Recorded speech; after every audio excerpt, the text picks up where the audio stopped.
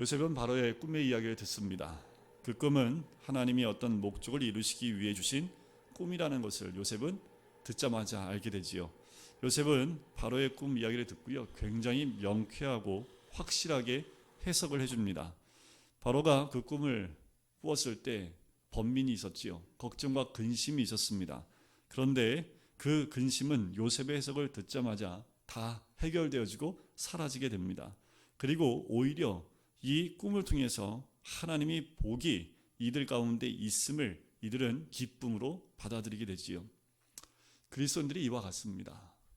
그리스도인은 세상에 기쁨을 주는 사람입니다.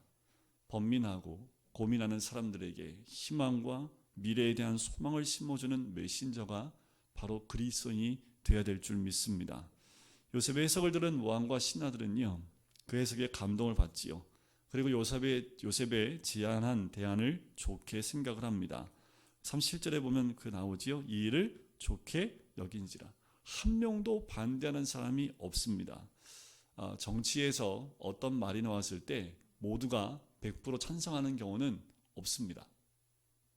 아무리 훑어봐도 없어요.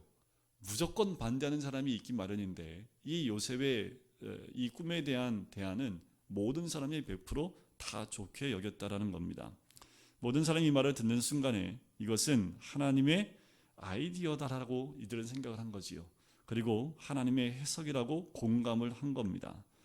정말 명석한 관리를 뽑아서 앞으로 이 재앙과 흉년을 어떻게 대비할 수 있는지, 또 그 좋은 메시지와 아이디어를 이 요셉을 통해서 듣게 된 거지요. 7년 풍년 동안 잘 대비하면 7년 흉년을 잘 극복할 수 있다는 사실이 이 왕과 신하들에게는 큰 희망이 된 것입니다. 여기서 우리가 배울 메시지가 하나 있어요. 진정한 하나님의 사람은 모든 사람에게 꿈과 희망과 소망을 준다라는 겁니다. 그리스도인의 본질이 이것입니다. 우리는 사망 가운데서 구원받은 소망이 있는 백성이기 때문에 누구를 만나도 그 소망을 나눌 수 있고 희망을 나눌 수 있는 존재가 그리스도인입니다. 그래서 우리가 태신자를 품자고 말씀드리는 건 뭐냐면, 그들은 아직 이것을 알지 못하지만 우리는 그 죄 가운데, 이 땅 가운데의 소망이 무엇인지 알기 때문에 소망과 희망을 나눌 수 있는 사람이기 때문에 그렇습니다. 복음을 깨달은 사람, 하나님을 믿는 사람은 그 시대의 희망을 불어넣는 사람입니다. 죽어가는 사람을 살릴 수 있어요. 절망하는 사람에게 용기를 줄 수 있는 사람, 그 사람이 바로 그리스도인이고 바로 오늘 요셉의 모습입니다. 참된 지도자, 이 시대에 정말 필요한 것이 참된 지도자가 아닐까라는 생각이 듭니다. 진짜 지도자, 참된 지도자의 모습을 이 요셉을 통해서 발견해요. 문제를 덮어두는 거 아닙니다. 지금 문제를 덮어두지 않고요, 재앙과 위기를 똑바로 보게 해주는 그 모습을 요셉을 통해서 발견하게 됩니다. 그리고 그 재앙과 위기를 보여주면서 그냥 대안도 없이 공포만 주는 그 리더도 아니라는 거지요. 그들로 하여금 돌이켜서 희망과 용기를 가질 수 있도록 만드는 겁니다. 고난을 두려워하지 않게 하고 위기를 복으로 바꿀 수 있는 그 대안을 제시하고, 또 그들에게 희망을 주는 그 리더가 온전한 그리고 참된 리더의 모습이겠지요. 바로는 요셉의 이야기를 듣고요, 감동합니다. 그 감동하는 소리가 38절에 이렇게 얘기합니다. 하나님 영에 감동된 사람을 우리가 어찌 찾을 수 있으리요. 바로는 요셉에게 관해 이렇게 말한 거지요. 이 사람은 하나님 영에 감동된 사람이다. 다른 말로, 쉬운 말로 얘기한다면 하나님의 영이 그 사람에게 충만하다. 우리 모든 성도님들이 이 말을 들으시길 주의 이름으로 간절히 축원드립니다.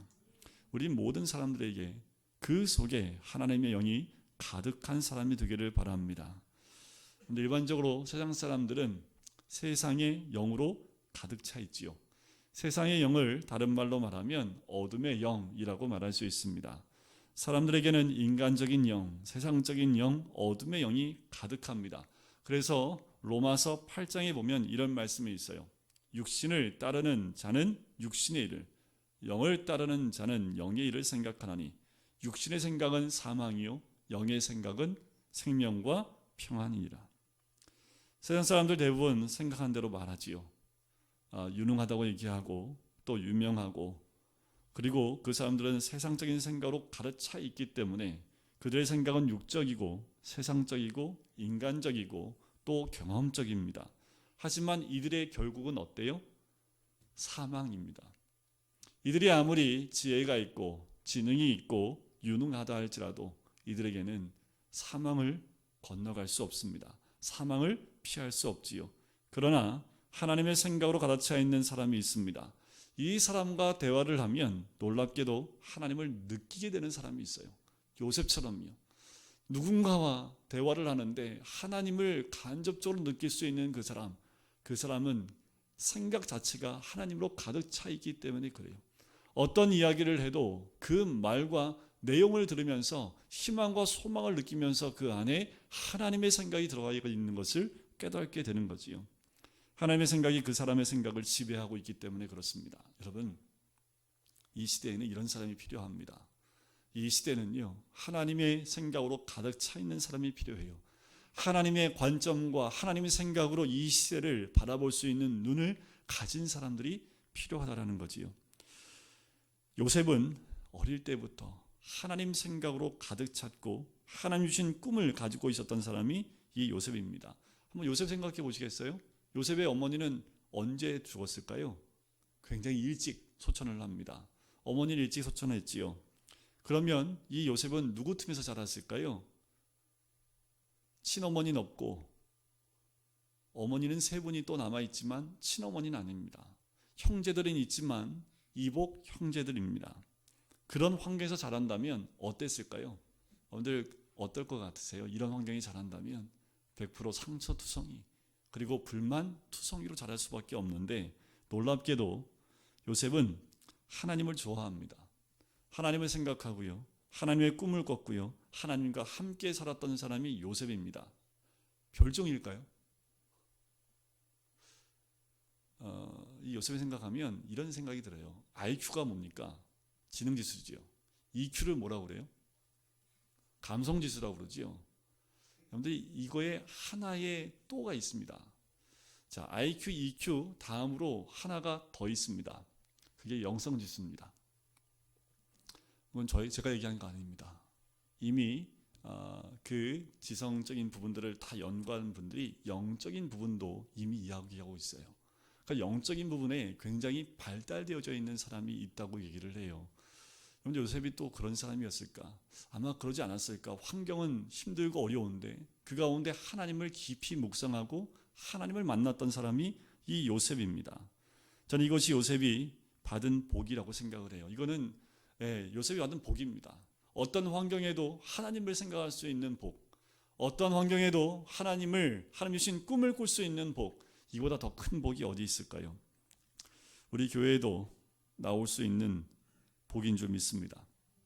우리 아이들이 여기 앉아 있잖아요. 제가 우리 교회 처음 부임할 때부터 제가 말씀드렸는데 충격받았다고 하시면서 제가 늘 말씀드렸죠. 그래서 늘 제가 아이들 나올 때마다 말씀드리잖아요. 이렇게 수요일날 금요일날 주일 오후 예배 때 대학교 졸업할 때까지 이 자리 지키면 하나님 분명히 쓰신다고 제가 말씀드렸잖아요. 제가 왜 이렇게 선포한 줄 아세요? 하나님 들으시라고 제가 선포하는 겁니다. 하나님 안 쓰시면 주의 종을 거짓말장이 만드는 거니까, 그러니까 제가 계속 선포하는 겁니다. 제가 이렇게 선포하는 이유가 있습니다. 대학교 졸업할 때까지 이 아이들이 주중 예배와 주일 모든 예배에 참여할 수 있으면 이들의 생각은 하나님의 말씀으로 가득 차게 됩니다. 이들이 알든 모르든 또 어떤 환경에 자기도 모르게 하나님을 찾게 되는 거지요. 바로 우리가 어떤 어려움에 있을 때 그때 내 머릿속에 있는 말씀이 툭툭 튀어나올 수만 있다면 그것이 얼마나 큰 복입니까? 여기서 이렇게 어린 나이 때부터 하나님께 예배 자리에 나오고 말씀을 듣는 자리에 나오는 것이 얼마나 큰 복인지 저는 알아요. 믿는 부모 밑에서 이렇게 예배에 나와서 말씀을 듣고 또 1년에 한 번씩 암송시키고 1년에 한 번씩 또 찬양시키고 또 시키니까 안 할 수 없어서 암송하고 또 암송하다 보니까 1등도 하고 찬양하다 보니까 또 열심히 찬양도 하고, 이것이 이 아이들한테는 보이지 않는 하나님의 손길이 됩니다. 이게 얼마나 큰 복이 되는지 이 아이들은 나중에 대학교 졸업할 때까지 이 자리를 지키면 알게 될 겁니다. 내가 머릿속에 막 집어넣는 거예요. 무조건 대학 졸업할 때까지 빠지지 말라고. 하나님께서 분명히 하시는 것은 무엇이냐 하면, 젊은 날에 예수님께 빠지고 성경에 빠지고 교회에 빠지면 하나님이 분명히 복 주십니다. 이건 하나님이 성경을 통해서 우리에게 말씀해 주고 있는 부분이기 때문에 얘들이 이게 빠져 있는지도 몰라요. 그런데 자기도 모르는 사이에 말씀이 스며들어갑니다. 자기도 모르는 사이에 이곳에 임재하신 성령이 이들 가운데 스며들어가요. 지금 앉아있는 이 꼬맹이들이 졸고 있고 딴짓하고 있는 아이들이 뭘 알겠습니까? 그런데 알아요. 이 분위기, 하나님이 함께 하시는 그 분위기를 안다니까요. 이들은 자기도 모르게 하나님의 DNA가 이들 가운데 들어가게 되어 있습니다. 그래서 그냥 나와서, 그래서 제가 암송대회를 1년에 한 번은 꼭 하려고 하는 이유가 있습니다. 우리 어른들을 위해서도 하는 거지요. 하지만 우리 자녀들을 위해서도 하는 겁니다. 자녀들이 더 말씀을 많이 암송해서 그 말씀이 이들의 삶에 인도할 수 있는 말씀이 이들의 가슴에 심겨지기만 한다면 이 아이들은 하나님 떠날 수 없습니다. 지금 헤매일 수 있을지 모르지만 다시 하나님의 인도하심을 분명히 받고 복된 길로 가게 될 줄 믿습니다. 요셉은 어릴 때부터 하나님과 아주 친했다는 것을 알 수 있습니다. 꿈을 꾸어도 하나님 꿈을 꾸었고 하나님의 생각을 하면서 자랐음이 분명해요. 어떻게 알아요? 17세에 팔려갔는데 사춘기 시절에도 정직하고 의롭고 순종적인 사람이었다는 것을 통해서 알 수 있습니다. 하나님의 영이 있는 사람은 이런 특징이 있는 거지요. 모든 관점을 하나님의 관점으로 보는 습관이 있는 겁니다. 성경에 깊이 들어가는 사람은 모든 관점이 성경적인 관점으로 볼 수밖에 없어요. 하나님만 생각한 사람은 무엇을 봐도 하나님 관점으로 그 모든 것을 바라볼 수밖에 없습니다. 우리 모두가 그렇게 되시기를 주의 이름으로 간절히 축원드립니다. 외국에는 수요 예배 없습니다. 외국에는 금요 기도회 없습니다. 외국에 나가시면 새벽 기도회도 없습니다.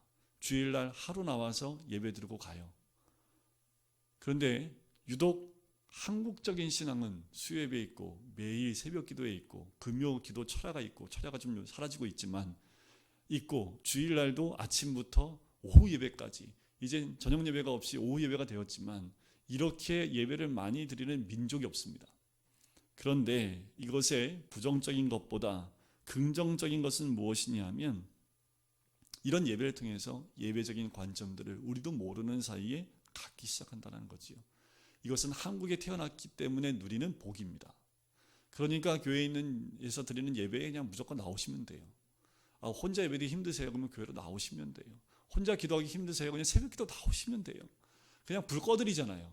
음악 다 틀어드리잖아요. 집에서 불 꺼져요 그러면 잠자죠. 그리고 음악을 누가 들어? 음악 들으면서 잠을 자버리잖아요. 하지만 교회 나오면요, 음악 들으면서 잠을 자더라도 성전에서 잠을 한번 자보세요. 얼마나 꿀잠 자는지. 여러분, 기도하는 자리에 나오시면 하나님이 기도하게 하십니다. 그것이 얼마나 큰 복인지 몰라요. 요셉은 어떻게 17세에 그렇게 순결하고 지혜로운 소년이 될 수 있었고 30세의 젊은 나이에 총리가 될 수 있었을까요? 간단해요. 그가 하나님의 생각을 하는 습관이 몸에 배인 사람이었기 때문에 그렇습니다. 그런데 우리나라에 무슨 장관 한 명 세우려면 홍역을 치르지요. 이제 우리 아이들이 요셉처럼 하나님 생각만 하고 자라면 이 아이들이 장관 됐을 때 아무리 털어도 나올 게 없어요. 이런 사람이 돼야지 이 땅에서는 장관이나 하나님 뜻을 이 땅 가운데 행할 수 있는 거지요. 다른 거 없습니다. 이 아이들이, 또 우리들이 하나님 생각만 하고 살고 있다면 현실에는 좀 어려울지 모르지만 하나님의 선한 인도하심을 누리게 될 줄 믿습니다. 요셉은 2년 전에 감옥 안에서, 억울하게 들어간 감옥 안에서 술 맡은 관원장과 떡 맡은 관원장의 꿈의 이야기를 해석을 해주지요. 요셉의 마음에 하나님의 영이 함께 있었기 때문에 그렇습니다. 그의 연장선상으로 바로의 꿈도 들었을 때 마찬가지로 그 꿈을 해석합니다. 너무 쉽게 해석을 해요. 고민도 안 해요. 바로요, 나에게 하루의 시간만 주시면 제가 묵상해 보고 알려드리겠습니다. 이것도 아닙니다. 툭 던지니까 바로 입에서 바로 그 답이 나옵니다. 꿈의 이야기하는 거지요. 암소 7마리는 7년, 좋고 아름다운 것은 풍년, 야위고 여리고 흉악한 소는 흉년, 비슷한 꿈을 2번 꿨으니 하나님이 마음을 이미 정해졌다라고 바로 해석을 해버립니다. 세상의 모든 사건이 우리에게 들어오면 쉬워져야 됩니다. 그런데 왜 이렇게 복잡해요? 우리 안에 들어오면 다 단순하고 간단해져야 됩니다. 바로 그리고 애굽 전체가 막 힘들고 막 걱정과 근심에 막 묶여 있을 때에 요셉이라는 청년 한 명이 그 모든 것을 아주 간단하게 해결하지요. 어떻게 해결합니까? 하나님의 뜻으로 해결합니다. 우리의 삶이 복잡하지 않을 수 있는 것은 하나님만 묵상하시면 됩니다. 하나님 뜻만 가지고 살면 이 땅 가운데 간단하고 단순하게 살아갈 수 있습니다. 복잡한 사람들 만나면 얘기해주면 아주 단순해져요. 간단하게 인도해 줄 수 있는 지혜가 임하게 될 줄 믿습니다. 요셉은 하나님의 놀라운 은혜를 입은 사람입니다. 무슨 문제를 갖다 줘도 지혜롭게 해결할 수 있는 사람이 요셉이었습니다. 그러니까 요셉은 감옥에 들어가도 잠을 잘 잤습니다. 목사님 어떻게 알아요? 성경에 안 나오지만 그럴 것 같아요. 노예로 팔려갔는데 너무 잠을 잘 자요. 왜 잠을 잘 잘 수 있냐 하면 그 환경을 허락하신 분이 하나님이라는 것을 믿었고, 또 하나님이 나의 삶 가운데 함께 하신 것을 믿었고, 이 모든 것이 하나님의 뜻이 있다는 것을 이는 신뢰했기 때문에 억울하게 감옥에 들어가도 잠을 잘 수 있었던 겁니다. 하나님 앞에서는 모든 문제가 단순하고 쉽습니다. 단순한 사람이 되어야지요. 쉬운 사람이 되어야 됩니다. 복잡한 사람 되지 마십시오. 단순하고 사랑하는 사람, 용서도 단순하고요. 예수님 믿는 것도 마찬가지입니다. 이런 사람은 상처받는 환경에 가도요, 상처를 도저히 받지 않아요. 너무 단순하기 때문에 그냥 누가 치면 치나 보다 하고 그냥 넘어가는 거지요. 왜 그럴까요? 하나님만 묵상하기 때문에 그래요. 하나님이 우리에게 주시는 것은 명철과 지혜입니다. 예수님은 사랑하는 제자들에게 이 시대를 분별하는 지혜를 가지라고 말씀하셨고요. 우리에게 이 시대를 분별하는 능력이 있기를 로마서 12장 2절에 사도 바울을 통해서 말씀을 합니다. 너희는 이 시대를 본받지 말고 오직 마음을 새롭게 함으로 변화를 받아 하나님의 선하시고 기뻐하시고 온전하신 뜻이 무엇인지 분별하도록 하라. 이 말은 이런 겁니다. 주님, 저희에게 이 시대를 분별하는 통찰력과 지혜를 주옵소서. 마귀에게 속지 않는 영을 주옵소서. 바로 이 기도예요. 우리가 해야 될 기도가 이겁니다. 나타나는 사건과 이 시대에 흐르는 그 많은 것들을 우리가 분별하여 통찰력과 지혜를 가지고 분별할 수 있는 힘이 있어야 된다는 거지요. 왜 우리가 요셉을 공부하게 될까요? 우리가 요셉을 공부하면서 자세히 살펴봐야 할 것은 그의 지혜와 영적 통찰력에 있습니다. 하나님의 영이 있으면 사물이 쉽게 해석이 되는 거지요. 39절과 40절에 보면 요셉에게 이르지요. 하나님이 이 모든 것을 내게 보이셨으니 너와 같이 명철하고 지혜 있는 자가 없도다. 너는 내 집을 다스리라. 내 백성이 다 내 명령에 복종하리니 내가 너보다 높은 것은 내 왕자뿐이니라. 바로가 요셉에게 이렇게 얘기하는 겁니다. 너로 하여금 나의 꿈을 명쾌하게 해석하고 앞으로 일어날 일에 대해서 대안을 제시하여 온 국민에게 희망을 준 분은 하나님이다 라고 얘기하는 거지요. 너와 같이 명철하고 지혜 있는 자가 없다. 나는 너를 애굽 땅을 다스리는 총리로 임하겠다라는 겁니다. 기적이지요. 근데 이게 기적이잖아요. 애굽의 왕인 바로가 히브리 사람 한 촌동네에 있는 히브리 청년을 어떻게 만나겠습니까? 노예로 있었던 이 청년을 한 나라의 왕이 어떻게 만났으며, 또 어저께만 해도 감옥에 갇혀있던 이 청년이 오늘 갑자기 총리가 되는 기적을 경험하는 거지요. 근데 상식으로 생각해도 말이 안 돼요. 경험으로도 이해할 수 없는 엄청난 일이지요. 그런데 하나님 안에서는 이런 일들이 일어납니다. 전혀 생각지도 못하고 꿈도 꾸지 못했던 일들이 주님 안에서는 일어나고 있습니다. 지금도 마찬가지입니다. 주님 안에서는 우리가 상상하지 못할 일들을 하나님이 행하시고 계시다는 거지요. 우리 뭐만 하면 돼요? 하나님만 생각하면 됩니다. 예수님만 깊이 묵상하면 돼요. 에이 목사님, 그런다고 이게 돼요? 내기해 보실래요? 얘네들이 대학교 4학년 때까지 이 자리를 지킨다면 하나님이 쓰시는지 안 쓰시는지. 앞으로 몇 년 남았어요? 우리 지은이가 대학교 졸업할 때까지 가려면 앞으로 한 6년이면 됩니다. 6년 후만 한번 보세요. 그러면 6, 7년 후에 하나님이 이 아이들을 어떻게 쓰시는지 보시면 됩니다. 우리가 생각하지 못했던 것, 우리의 지성을 뛰어넘는 믿음의 눈으로 보지 않고서는 볼 수 없는 그 상황들이지요. 하나님은 당신이 택하신 백성과 사람들을 통해서 이런 일들을 행하시는 줄 믿습니다. 우리는 하나님을 신뢰하는 거지요. 어린아이처럼 하나님만 신뢰하고 하나님께 내어드리면 하나님은 이 모든 기적 같은 일들을 우리 통해서 이루어 나가시는 줄 믿습니다. 사랑하는 성도 여러분, 하나님은 우리에게 요셉에 관한 주제를 주신 이유가 있어요. 우리에게 요셉을 통해서 희망과 소망을 주길 원하고 기대를 우리를 통해서 갖고 계시다는 것을 우리를 통해서 또 이 민족을 향한 하나님의 뜻이 있다는 것을 알려주기 원하는 겁니다. 그러므로 비록 환경 속에서 살지만 환경만 바라보지 마십시오. 환경을 뛰어넘어 하나님을 보셔야지요. 우리가 속칭 넘어지는 이유가 있습니다. 왜냐하면 나만 봐서 그래요. 자꾸 자신만 바라보니까요, 힘들어지고 괴로워지는 거지요. 자신은 묵상하면 안 됩니다. 내 환경을 묵상하면 안 돼요. 하나님을 보시고 하나님의 꿈을 가져야 되고, 그러면 하나님인 사람으로 놀랍게 변화되는 것을 경험하게 될 줄 믿습니다. 제가 항상 성경 연구하면서 이게 실험을 해보고 싶어요. 반반 나눠가지고 반은 마음껏 교회 안 나오도록 시켜놓고 반은 무조건 강압적으로 앉혀갖고 말씀 공부시키고 말씀 외우게 시키고 해갖고 한 10년 뒤에 이 아이들의 삶이 어떻게 바뀌나 표본을 하고 싶은데 마음껏 뛰놀게 하는 표본으로 갈 사람은 한 명도 없잖아요. 부모들 가운데 누가 그렇게 두겠어요?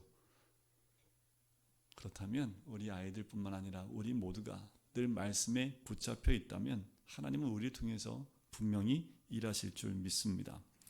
41절부터 43절까지의 말씀을 보면 꿈과 같은 일이 요셉에게 일어나지요.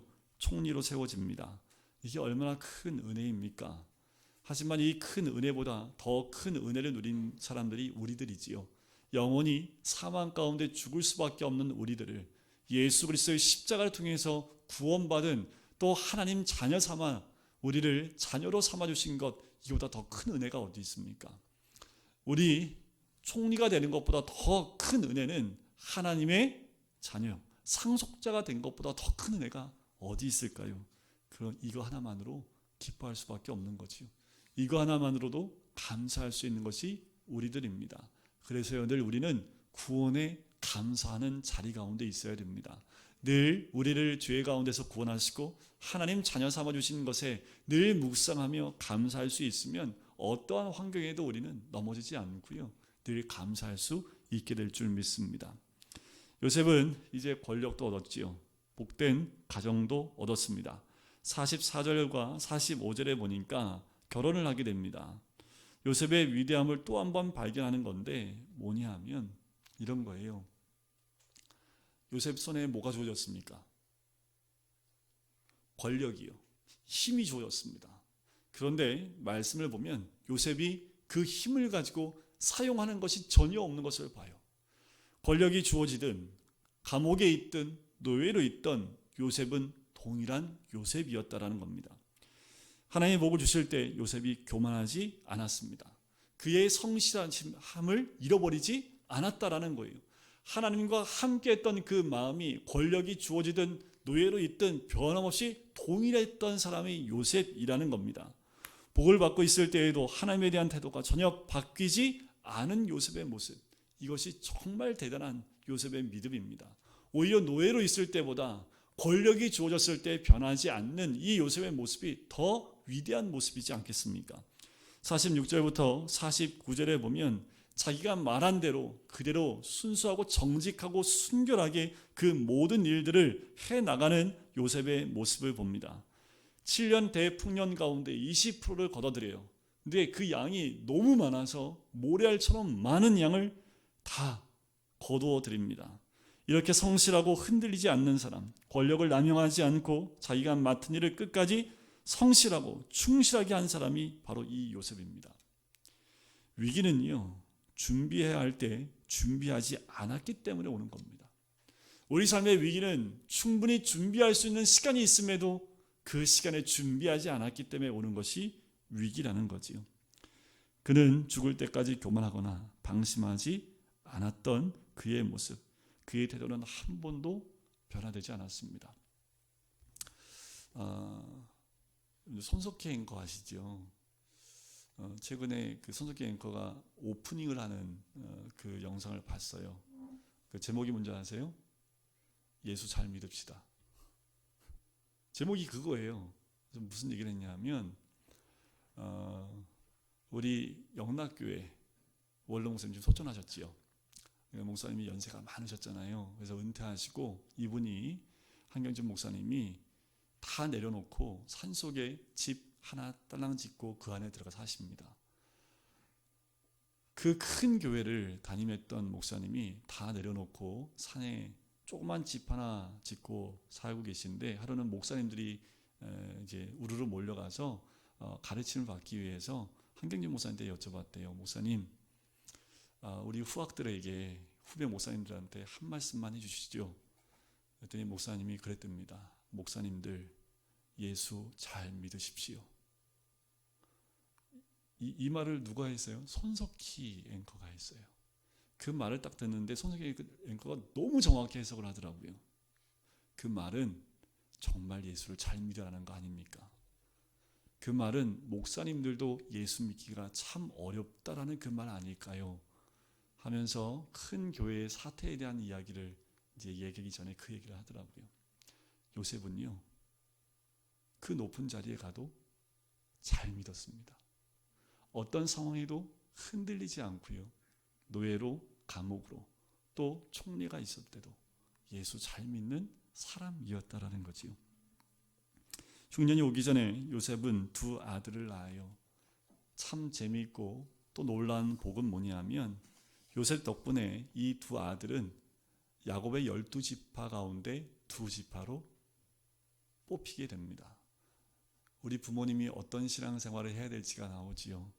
요셉의 이 신앙을 통해서 두 아들이 큰 복을 누리는 것을 보게 됩니다.